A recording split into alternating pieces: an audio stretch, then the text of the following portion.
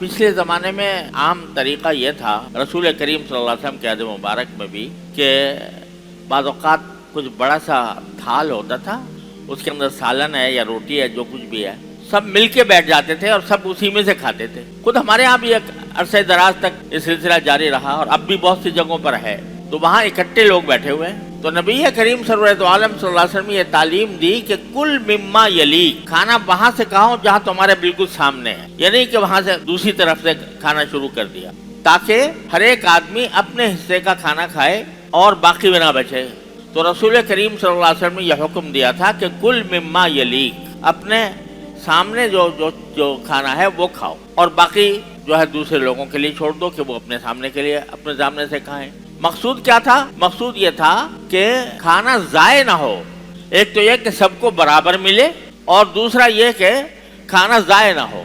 आदमी को ये भी सोचना चाहिए कि अगर दस्तरखान पर 5 आदमी बैठे हैं और बीच में किसी बर्तन के अंदर खाना रखा हुआ है और एक आदमी अपना अपना निकाल रहा है, तो जब अपने लिए निकाले तो ये ख्याल भी करे कि भाई 4 आदमी और हैं, ये नहीं कि सारा उंडेल लिया अपने बर्तन के अंदर और दूसरों को महरूम कर दिया। तो आदमी को ये ख्याल रखना भी जरूरी है कि अगर मुश्तरक तौर पर खा रहे हैं तो भाई सब हिस्सेदार हैं, सब हकदार हैं, लिहाजा उतना ही निकाले जितना वो खुद दूसरों के लिए भी काफ़ी हो जाए, और फिर जितना खाए तो अपने सामने से खाए और जो बच जाए तो उस बचे हुए को ऐसा न छोड़े कि वो बिल्कुल बेकार होकर चला जाए।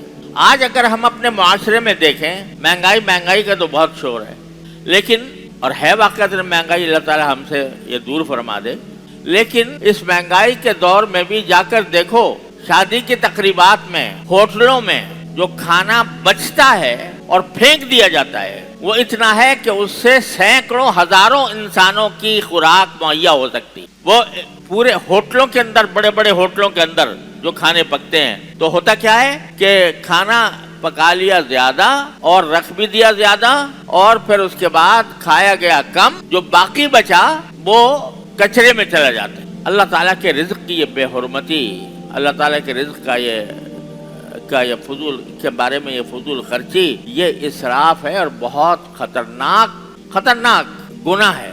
उस इसराफ के नतीजे में पूरे मुआशरे को नुकसान बेबरकती होती है। अल्लाह तबारक व तआला के रिज़्क़ की नाशुक्री करने के नतीजे में पूरा मुआशरा बेबरकती का शिकार। सोशल मीडिया पर सबसे कदीम और सबसे रिलायबल ब्रांड दरसेकुरान.com।